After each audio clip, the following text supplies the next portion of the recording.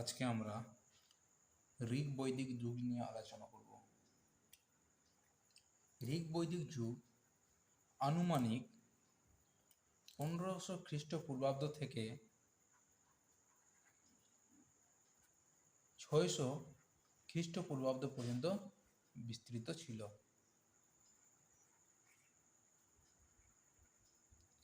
একেও আবার দুই ভাগে ভাগ করা হয়।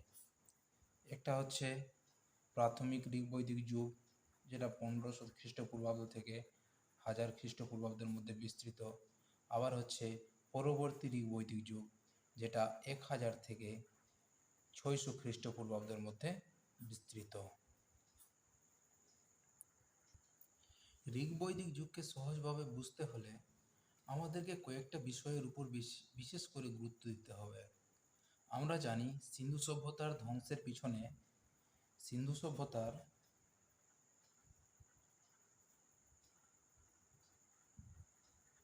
ধ্বংসের পিছনে একটি জাতির অন্যতম হাত রয়েছে। সেই জাতিটি হচ্ছে আর্য জাতি।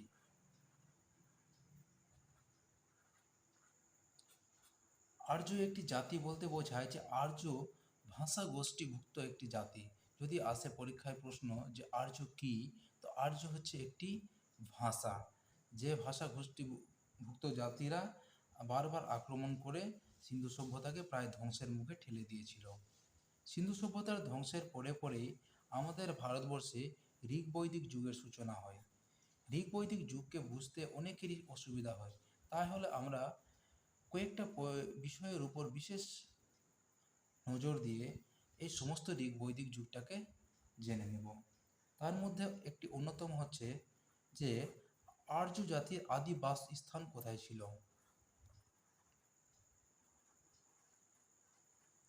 আদি বাসস্থান কোথায় ছিল, এবং দ্বিতীয়তম গুরুত্বপূর্ণ বিষয় হচ্ছে আর্য জাতির ধর্ম।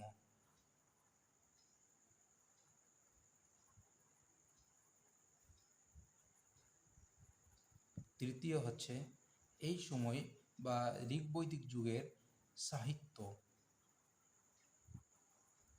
সাহিত্য হচ্ছে সবচেয়ে গুরুত্বপূর্ণ বিষয়, যেটা অনেকেই সহজভাবে বুঝতে পারে না, যে কোনটাকে আমরা পড়ব আর কোনটাকে ছাড়ব। আর্য জাতির আদি বাসস্থান নিয়ে অনেক ঐতিহাসিকের বিভিন্ন মতামত রয়েছে। তার মধ্যে আমরা কয়েকটি ঐতিহাসিক এর মতামত সম্পর্কে জেনে নেব। এক নম্বর হচ্ছে ম্যাক্স মুলার। ঐতিহাসিক ম্যাক্স মুলার বলছেন যে আর্য জাতিরা মধ্য এশিয়া থেকে ভারতে এসেছিল। ঐতিহাসিক ম্যাক্স মুলার বলছেন যে আর্য জাতিরা মধ্য এশিয়া থেকে ভারতে এসেছিল। আর্য জাতিরা মধ্য এশিয়া থেকে ভারতে এসেছিল এবং এটিকেই প্রায় সমস্ত ঐতিহাসিক গ্রহণ করেছেন। এছাড়াও আমাদের কাছে খুবই পরিচিত একজন লোক, যিনি হচ্ছেন বালগঙ্গাধর তিলক, যাকে আমরা মডার্ন যুগে পড়ব। তিনি বলছেন যে ঐতিহাসিকরা মেরু অঞ্চল থেকে ভারতে এসেছিল। বালগঙ্গাধর তিলক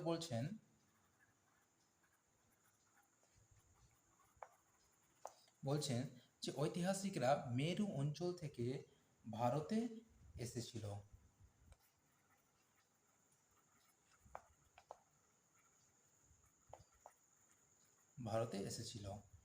এছাড়াও আরেকজন রয়েছে, যিনি হচ্ছেন স্বামী দয়ানন্দ সরস্বতী।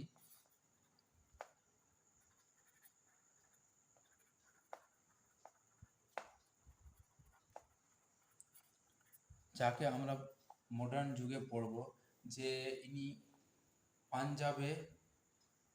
পাঞ্জাবে ইনি আর্য সমাজের প্রতিষ্ঠা করেছিলেন এবং ব্যাক টু ভেদা মানে হচ্ছে যে বৈদিক সাহিত্যে ফিরে যাও বলে একটি আন্দোলন চালিয়েছিলেন, যার জন্য ইনি খুবই প্রসিদ্ধ লাভ করেছিলেন।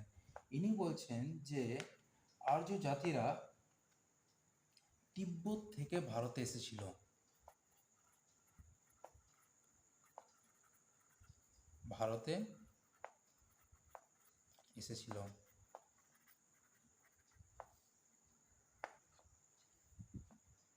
স্বামী দয়ানন্দ সরস্বতী বলেছিলেন যে আর্যরা তিব্বত থেকে ভারতে এসেছিল। তাহলে আমরা আরেকবার আলোচনা করে নিই। ঋগ বৈদিক যুগ হচ্ছে 1500 খ্রিস্টপূর্বাব্দ থেকে 600 খ্রিস্টপূর্বাব্দের মধ্যে, এবং এটাকে দুই ভাগে ভাগ করা হয়। 1500 থেকে 1000 খ্রিস্টপূর্বাব্দকে আদি ঋগ বৈদিক যুগ এবং 1000 থেকে 600 খ্রিস্টপূর্বাব্দকে পরবর্তী ঋগ বৈদিক যুগ বলা হয়।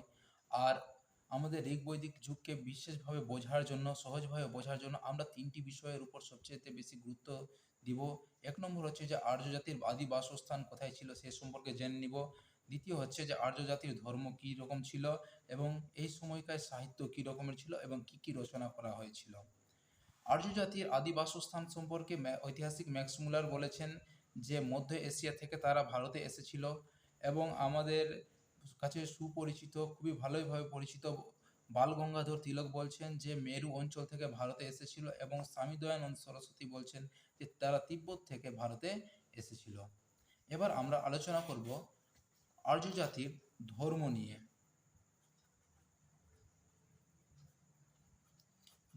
আলোচনা করব। আর্য জাতিরা বিশেষ কোনো মূর্তি পুজো করতো না। তারা তারা সবসময় প্রাকৃতিক শক্তিকে সন্তুষ্ট করার জন্য প্রাকৃতিক শক্তির নিরাকার প্রাকৃতিক শক্তির পুজো করে চলত।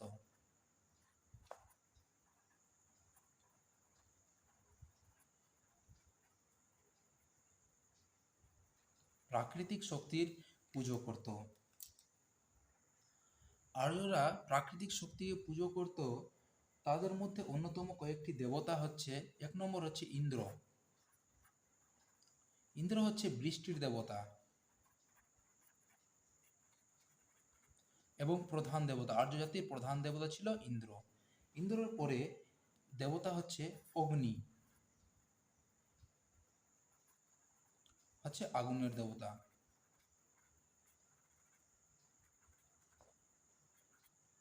এবং তারপরে হচ্ছে বরুণ।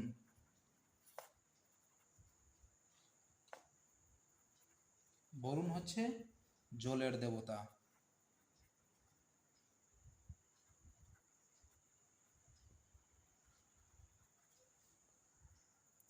চার নম্বর হচ্ছে সোম। সোম ছিল গাছের দেবতা। পাঁচ নম্বর হচ্ছে পৃথিবী। নাম শুনে বুঝতে পারছো যে পৃথিবীর দেবতা ছিল।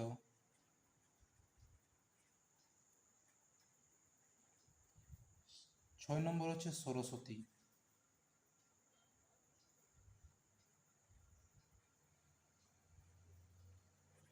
সরস্বতী দেব ছিলেন নদীর দেবী।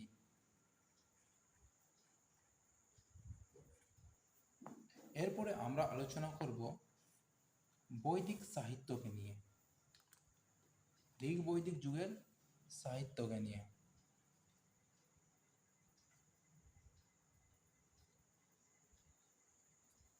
ঋগ বৈদিক যুগের সাহিত্যকে প্রধানত দুই ভাগে ভাগ করা হয়।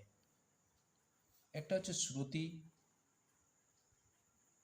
আরেকটা হচ্ছে স্মৃতি। শ্রুতি হচ্ছে যেটা শুনে শুনে মনে রাখা হতো,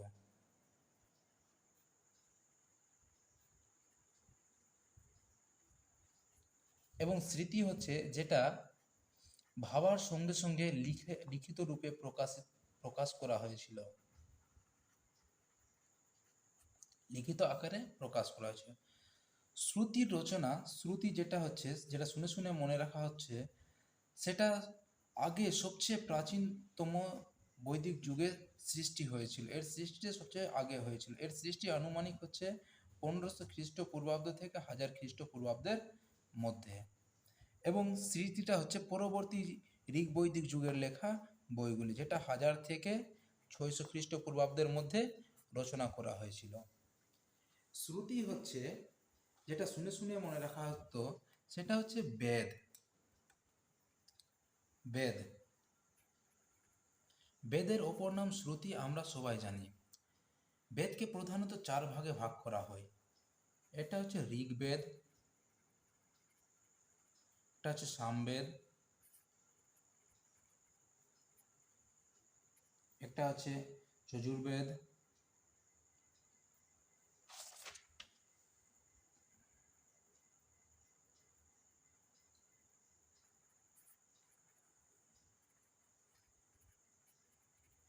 একটা হচ্ছে অথর্ববেদ।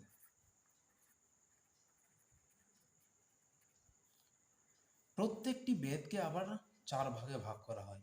এই প্রত্যেকটি বেদকে এক একটি বেদকে আবার 4 ভাগে ভাগ করা হয়। একটা হচ্ছে সংহিতা, এদের 4টি উপভাগ হচ্ছে, এগুলো হচ্ছে সংহিতা, ব্রাহ্মণ,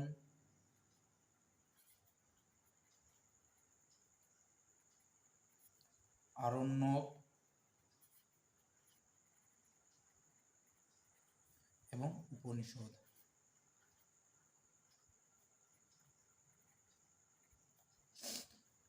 বেদকে প্রধানত 4 ভাগে ভাগ করা হয়। একটা হচ্ছে ঋগ্বেদ, সামবেদ, যজুর্বেদ, অথর্ববেদ, এবং প্রত্যেকটি বেদকে আবার 4 ভাগে ভাগ করা হয়। প্রত্যেকটি বেদকে, ঋগ্বেদকেও 4 ভাগে ভাগ করা হয়, সংহিতা, ব্রাহ্মণ, আরণ্যক, উপনিষদ। সামবেদকেও 4 ভাগে ভাগ করা হয়, সংহিতা, ব্রাহ্মণ, আরণ্যক, উপনিষদ। যজুর্বেদকেও 4 ভাগে ভাগ করা হয়, সংহিতা, ব্রাহ্মণ, আরণ্যক, উপনিষদ। এবং অথর্ববেদকেও প্রধানত 4 ভাগে ভাগ করা হয়, সংহিতা, ব্রাহ্মণ, আরণ্যক, উপনিষদ। তাহলে এগুলো ভাগ করা হলো কেন, বা কি সুবিধার্থে বা কি জন্য ভাগ করা হলো? কারণ সংহিতা যেটা হচ্ছে, সংহিতার মধ্যে স্তোত্র বা শ্লোকের রচনা করা হতো, শ্লোক লেখা রাখা হতো, সংহিতার মধ্যে শ্লোক রেখে রাখা হতো। এবং ব্রাহ্মণ্য যেটা পার্ট আছে, যেটা অংশ আছে, সেই অংশতে প্রত্যেকটি শ্লোকের বিস্তারিতভাবে আলোচনা করা হতো।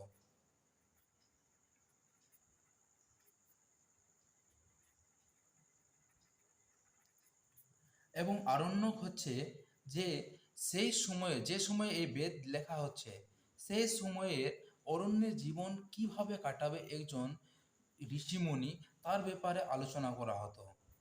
অরণ্যে কিভাবে জীবন কাটাবে তার ব্যাপারে আলোচনা করা হতো, বা তার নিয়মাবলী এই আরণ্যক বেদের মধ্যে লেখা রাখা হতো। আর উপনিষদ হচ্ছে, এখানে সব কিছুর একটি দার্শনিক ব্যাখ্যা করা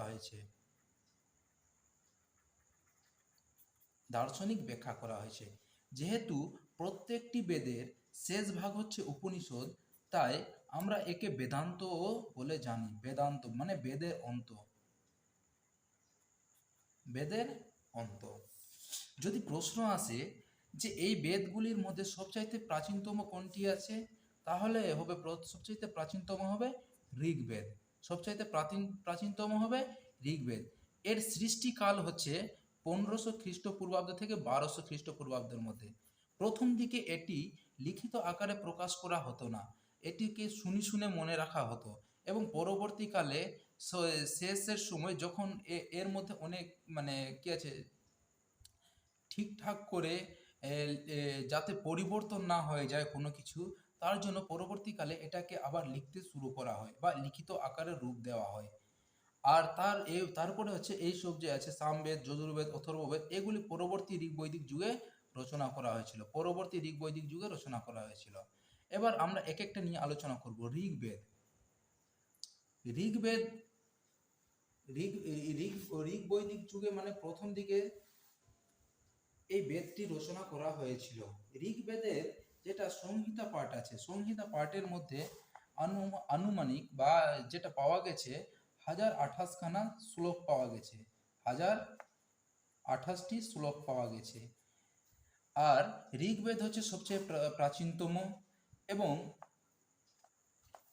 এখানে ঋগ্বেদের মধ্যে একটি মন্ত্র আছে যেটা সবচেয়ে বেশি প্রাধান্য পেয়েছিল, সেটা হচ্ছে গায়ত্রী মন্ত্র।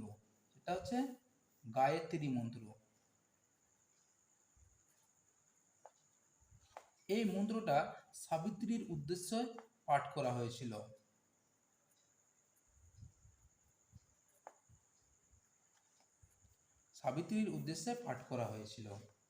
এবং ঋগ্বেদে সবচেয়ে বেশি উচ্চারিত শব্দটি হচ্ছে ওম।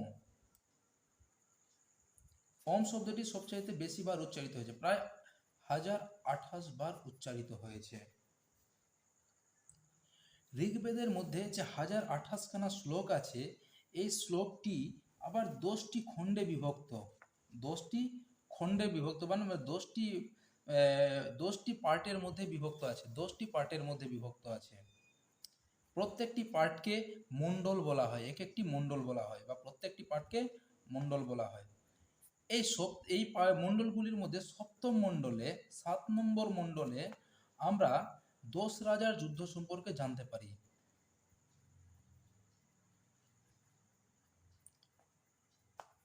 যেখানে ভরত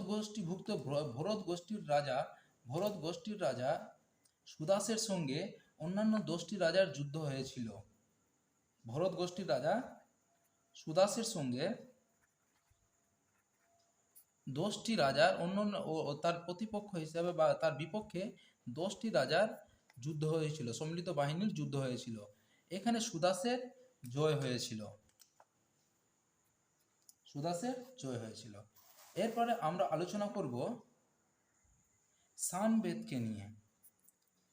সামবেদের প্রায় বেশিরভাগ অংশই ঋগ্বেদ থেকে নেওয়া হয়েছে। ঋগ্বেদ থেকে নেওয়া হয়েছে। সামবেদ হচ্ছে যে ঋগ্বেদ থেকে নেওয়া একটি লিখিত বই, কিন্তু এখানে মন্ত্রগুলো কবিতার আকারে বা একটি সুর হিসাবে লেখা হতো, যেটা পুজো বা যাগযজ্ঞের সময় পাঠ্য করা হতো। সামবেদের যেটা লিখিত আকারের মন্ত্রগুলো সুর হিসাবে লেখা হতো বা সুরের বা কবিতার আকারে লেখা হতো, সুর দিয়ে লেখা হতো, যেটাকে তারা পুজো বা যাগযজ্ঞের সময় ব্যবহার করত। আমরা জানি সামবেদকেও 4 ভাগে ভাগ করা হয়েছে।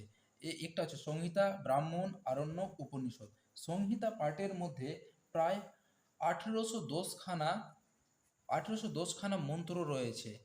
এই মন্ত্রগুলিকে সুর আকারে বা একটা কবিতা আকারে বা ছন্দ দিয়ে লেখা হয়েছিল, এবং এই মন্ত্রগুলিকে বিস্তারিতভাবে ব্রাহ্মণ্য অংশে আলোচনা করা হয়েছিল। আর অরণ্যক ছিল সেই সময়কার অরণ্যে কিভাবে একজন ঋষিমুনি জীবনযাপন করবে। সামবেদ যখন রচনা হয় সেই সময়কার ঋষিমুনিরা অরণ্যে কিভাবে জীবনযাপন করবে তার নিয়মাবলী আরণ্যক বেদের মধ্যে লেখা হয়, এবং উপনিষদে সেই সময়কার দার্শনিক ব্যাখ্যাটি পাওয়া যায়। এরপরে আমরা আলোচনা করব যজুর্বেদ নিয়ে। আমরা মন্ত্র পেয়ে গেছি ঋগ্বেদে, এবং মন্ত্র কিভাবে পাঠ করতে হবে যাগযজ্ঞের সময় সেটা পেয়েছি সামবেদে, এবং যাগযজ্ঞের নিয়মাবলী যজুর্বেদে আলোচনা করা হয়েছে। যাগযজ্ঞের নিয়মাবলী যজুর্বেদে আলোচনা করা হয়েছে।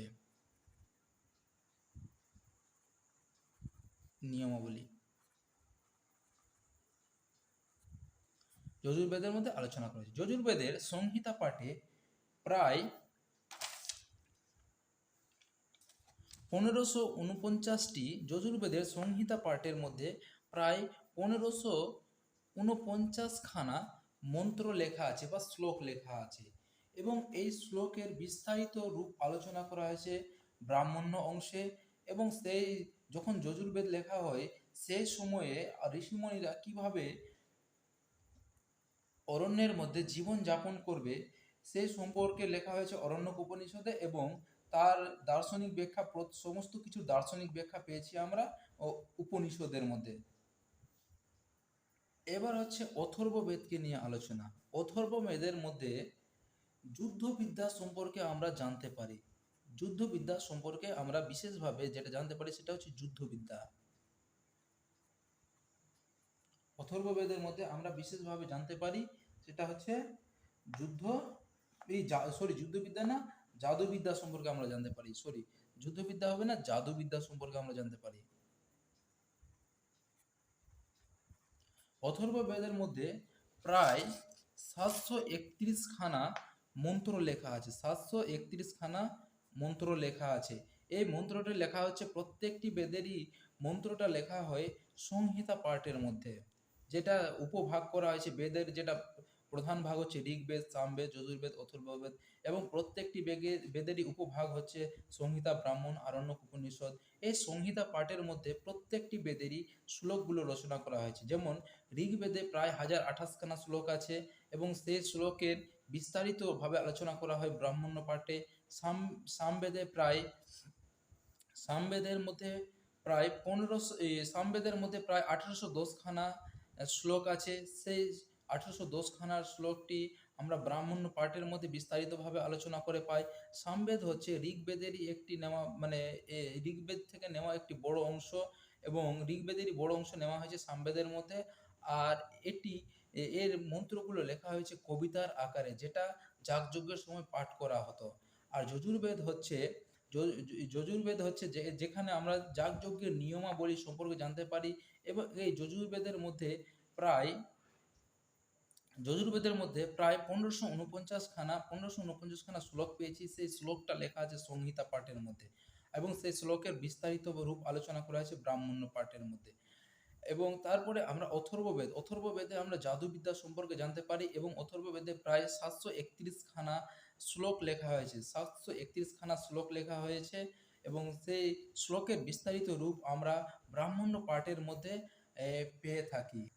এবার ঋগ্বেদ পাঠকারীদের বলা হতো হোত্রি। ঋগ্বেদ সে সময় যারা পাঠ করতো তাদেরকে বলা হতো হোত্রি, এবং সামবেদ যারা পাঠ করতো তাদেরকে বলা হতো উদ্গাত্রী। আর যজুর্বেদ যারা পাঠ করতো তাদেরকে বলা হতো উদ্ভার্যু।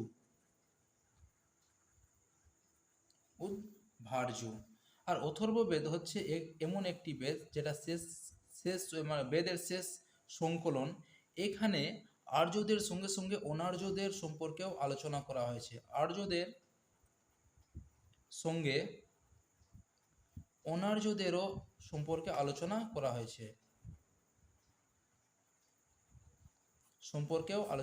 হয়েছে, বাকি সব পার্টের মধ্যে শুধুমাত্র আর্যদের বিষয়বস্তু সম্পর্কে আলোচনা করা হতো। কিন্তু অথর্ববেদ হচ্ছে শেষ সময়ের বেদ। এই বেদের মধ্যে আর্যদের সঙ্গে অনার্যদের সম্পর্কেও আলোচনা করা হয়েছে। আমরা জানি বৈদিক সাহিত্যকে আমরা শ্রুতি, মানে যেটা শুনে শুনে মনে রাখা, এবং স্মৃতি যেটা লিখিত রূপ, সঙ্গে সঙ্গে লিখিত রূপ আকারে প্রকাশ করা হয়েছিল, সেই হিসাবে আমরা বৈদিক সাহিত্যকে দুই ভাগে ভাগ করেছি। একটা হচ্ছে শ্রুতি, একটা হচ্ছে স্মৃতি। শ্রুতি পাঠটা আমরা একটু আগে আলোচনা করলাম, এবার আমরা স্মৃতি পাঠটা আলোচনা করব। স্মৃতি পাঠটা নিয়ে আলোচনা করব। স্মৃতি আকারে মানে হচ্ছে লিখিত আকারে যেসব সাহিত্যগুলি সে সময় রচনা করা হয়েছিল, তার মধ্যে একটি হচ্ছে বেদাঙ্গ। বেদাঙ্গ আমরা নাম শুনে বুঝতে পারি, বেদাঙ্গ মানে হচ্ছে বেদের অঙ্গ। এর রচনার মূল উদ্দেশ্য ছিল শুদ্ধিকরণ। শুদ্ধিকরণ মানে হচ্ছে, যেমন দেখো আমরা আজকের যুগে কবিতা, গদ্য, শুদ্ধিকরণের উদ্দেশ্য ছিল, যেমন আমরা বললাম যে এখনকার দিনে আমরা কবিতা, গদ্য, তারপরে মহাকাব্য অনেক কিছুই পড়ে থাকি। পড়ার সঙ্গে সঙ্গে আমাদেরকে এখনকার দিনে বাংলা ভাষায় বাংলা ব্যাকরণ, ইংরেজি ভাষাতে ইংরেজি গ্রামার, অনেক রাইটারের লেখা ইংরেজি গ্রামার, যেমন হচ্ছে পি.কে. দে সরকারের লেখা আছে, এস.পি. বক্সির লেখা আছে, আর হাইলাইট আছে, অন্যান্য ফ্রিডম আছে, আরও অন্যান্য অনেকগুলো ব্যাকরণ বই আছে, যেগুলো পড়ে আমরা একটা ভাষাকে শুদ্ধভাবে সঠিক পথে পরিচালনা করতে পারি। তেমনি সেই যুগেও বেদাঙ্গ রচনা করা হয়েছিল, আর বেদকে সঠিকভাবে একটি নির্দিষ্ট পথে পরিচালনা করার জন্য, যাতে এর মধ্যে কোনো রকমের ভুল ভ্রান্তি না ঢুকে যায়, সেই জন্য বেদাঙ্গ রচনা করা হয়েছিল। বেদাঙ্গর 6টি অংশ আছে। বেদাঙ্গর 6টি অংশ আছে। একটা হচ্ছে শিক্ষা, একটা হচ্ছে ছন্দ, একটা হচ্ছে ব্যাকরণ, একটা হচ্ছে নিরুক্ত, একটা হচ্ছে জ্যোতিষ, একটা হচ্ছে কল্প। এই বেদাঙ্গ রচনার মূল উদ্দেশ্য ছিল বৈদিক সাহিত্যের মধ্যে যাতে কোনো রকমের ভুল ভ্রান্তির প্রবেশ না হয়, এবং এটি একটি সঠিক পথে পরিচালনা হয়। তারপরে এই যুগে রচনা করা হয়েছিল মহাকাব্য। মহাকাব্যগুলি হচ্ছে দুটি, একটা হচ্ছে রামায়ণ। রামায়ণ রচনা করেছিলেন বাল্মীকি, এবং দ্বিতীয় হচ্ছে মহাভারত। মহাভারত রচনা করেছিলেন বেদব্যাস। তারপরে লেখা আর একটা লেখা গ্রন্থ যেটা পাচ্ছি আমরা, সেটা হচ্ছে পুরাণ। প্রায় 18খানা পুরাণ রচনা করা হয়েছিল। এই যুগে প্রায় 18খানা পুরাণ রচনা করা হয়েছিল। এর মধ্যে এই পুরাণগুলির মধ্যে সবচাইতে পুরাতন বা সবচাইতে প্রথমে লেখা পুরাণ হচ্ছে মৎস্য পুরাণ, যেটা সবচেয়ে প্রথমে রচনা করা হয়েছিল। 4 নম্বর হচ্ছে উপবেদ। প্রত্যেকটি বেদের এক একটি করে উপবেদ ছিল, যেটা পরবর্তী যুগে রচনা করা হয়েছিল। যেমন ঋগ্বেদের উপবেদ ছিল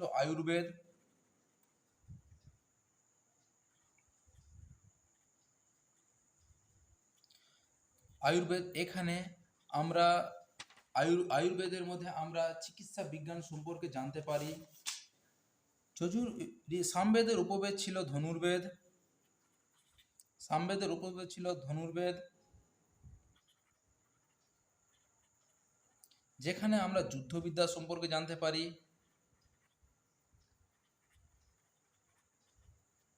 তারপরে হচ্ছে যজুর্বেদের উপবেদ ছিল গান্ধর্ব, সরি একটু ভুল হচ্ছে, ভুল না এবারে ঠিকই আছে। যজুর্বেদের উপবেদ ছিল ধনুর্বেদ, যেটা যুদ্ধবিদ্যা সম্পর্কে আলোচনা করত। তারপরে হচ্ছে সামবেদের উপবেদ হচ্ছে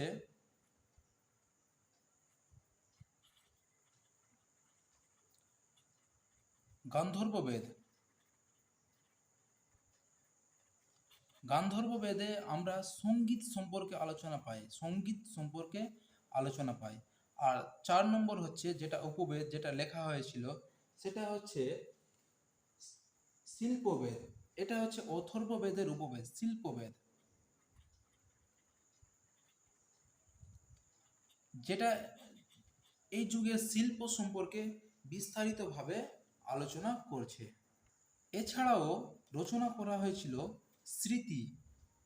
5 নম্বর হচ্ছে স্মৃতি। যেটা হচ্ছে স্মৃতি মানে হচ্ছে লিখিত রূপ। এটা স্মৃতি মানে হচ্ছে লিখিত রূপ, কিন্তু এটা স্মৃতি হচ্ছে কয়েকটি ছোট ছোট আকারে লেখা গ্রন্থের মিলিত রূপ। স্মৃতির মধ্যে কয়েকটি অন্যতম হচ্ছে যেমন মনুস্মৃতি, নারদ স্মৃতি, যাজ্ঞবল্ক্য, বৃহস্পতি, পরাশর এবং কেতায়ন। প্রায় 6খানা স্মৃতি লেখা আছে। আর তারপরে হচ্ছে দর্শন। এই যুগের লেখা সাহিত্যগুলির মধ্যে অন্যতম একটি সাহিত্য দর্শন প্রায় 6খানা আকারে লেখা হয়েছিল। 6খানা লেখা আছে। দর্শনও প্রায় 6টি অংশে বিভক্ত আছে বা 6খানা লেখা আছে। আরেকবার আমরা পুনরায় বৈদিক সাহিত্যকে নিয়ে আলোচনা করি। বৈদিক সাহিত্যকে আমরা 2 ভাগে ভাগ করেছিলাম, একটা হচ্ছে শ্রুতি, একটা হচ্ছে স্মৃতি। শ্রুতিতে হচ্ছে শ্রুতি যেটা শুনে শুনে মনে রাখা হতো, সেটা হচ্ছে বেদের 4টি ভাগ: ঋগ্বেদ, সামবেদ, যজুর্বেদ, অথর্ববেদ। প্রত্যেকটি বেদকে আবার আমরা 4টি উপবেদে ভাগ করেছিলাম। এটা হচ্ছে সংহিতা, ব্রাহ্মণ, আরণ্যক, উপনিষদ। সংহিতা পাঠের মধ্যে প্রত্যেকটি বেদেরই শ্লোক লেখা হতো, যেটা হচ্ছে ঋগ্বেদে প্রায় 1028খানা শ্লোক আছে, সামবেদে প্রায় 1810খানা শ্লোক আছে, এবং যজুর্বেদে প্রায় 1500খানার মতো শ্লোক আছে, এবং অথর্ববেদে প্রায় 3100খানা শ্লোক আছে, যেটা সংহিতা পাঠের মধ্যে লেখা হতো। ব্রাহ্মণ্য যেটা উপপাঠ আছে প্রত্যেকটি বেদের, সেখানে এই শ্লোকগুলির বিস্তারিত রূপ আলোচনা করা হতো। আর তারপরে হচ্ছে আরণ্যক, হচ্ছে সেই সময়কার ঋষিমুনিরা কিভাবে অরণ্যে জীবনযাপন করবে সেই সম্পর্কে বিস্তারিত আলোচনা করা হতো। এবং উপনিষদ হচ্ছে দার্শনিক পাঠ। আর প্রত্যেকটি বেদের শেষ ভাগ হচ্ছে উপনিষদ, তাই আমরা উপনিষদকে বেদান্ত বলেও জানি। আরেকটা হচ্ছে স্মৃতি হচ্ছে মানে যেটা ভাবার সঙ্গে সঙ্গেই লিখিত আকারে প্রকাশ পেয়েছিল। একটা হচ্ছে বেদাঙ্গ হচ্ছে এটা বেদের শুদ্ধিকরণের জন্য রচনা করা হয়েছিল। এটা হচ্ছে বেদের গ্রামার, এটা হচ্ছে বেদের ব্যাকরণ। তারপরে মহাকাব্য লেখা হয়েছিল সে সময়। একটা হচ্ছে রামায়ণ, যেটা বাল্মীকি লিখেছিল, এবং মহাভারত, যেটা বেদব্যাসের লেখা। এবং পুরাণ লেখা হয়েছিল, প্রায় 18খানা পুরাণ। আর এই পুরাণগুলির মধ্যে সবচেয়ে পুরাতন পুরাণ হচ্ছে মৎস্য পুরাণ, যেটা সবচেয়ে আগে রচনা হয়েছিল। এবার উপবেদ, উপবেদ হচ্ছে প্রত্যেকটি প্রধান ভাগ, যে বেদের প্রধান ভাগ আছে, ঋগ্বেদ, সামবেদ, যজুর্বেদ, অথর্ববেদ, প্রত্যেকটি বেদের উপবেদ আছে। এবং স্মৃতি, স্মৃতি 6খানা আছে, আর দর্শনও প্রায় 6খানা আছে। এবার আমরা বৈদিক যুগকে সিন্ধু সভ্যতা যুগের সঙ্গে তুলনা করব। বৈদিক যুগের লোকেরা লোহার ব্যবহার জানতো, যেটা সিন্ধু সভ্যতার লোকেরা জানতো না। এবং বৈদিক যুগের লোকেরা তামার ব্যবহার জানতো না, যেটা সিন্ধু সভ্যতার লোকেরা তামার ব্যবহার জানতো। আর বৈদিক যুগের লোকেরা ঘোড়ার ব্যবহার জানতো, এবং সিন্ধু সভ্যতার লোকেরা ঘোড়ার ব্যবহার জানতো না। এছাড়া আরো কয়েকটি প্রশ্ন আছে, যেমন বলছে যে আমাদের এখন প্রচলিত আছে সত্যমেव বিজয়, মানে সত্যের কথারই জয় হয়। সত্যমেव বিজয় কোথায় থেকে নেওয়া হয়েছে? সত্যমেव বিজয় নেওয়া হয়েছে মুন্ডক উপনিষদ থেকে। উপনিষদ থেকে।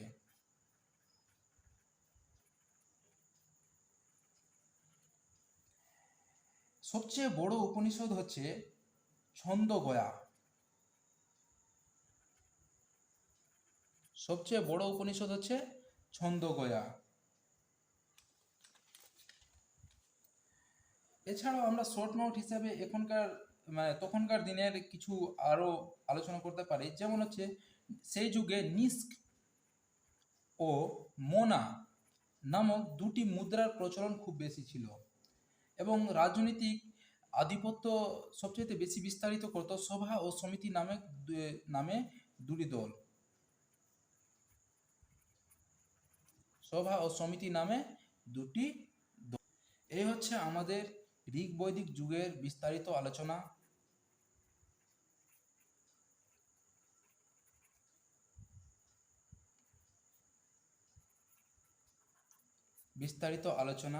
এবং তোমরা যদি আরো বিশেষ কিছু জানতে চাও তাহলে তোমরা কমেন্ট করো, এবং লাইক আর সাবস্ক্রাইব একটু করে নিও পরবর্তী ক্লাসে, যাতে তোমাদের জানতে সুবিধা হয়।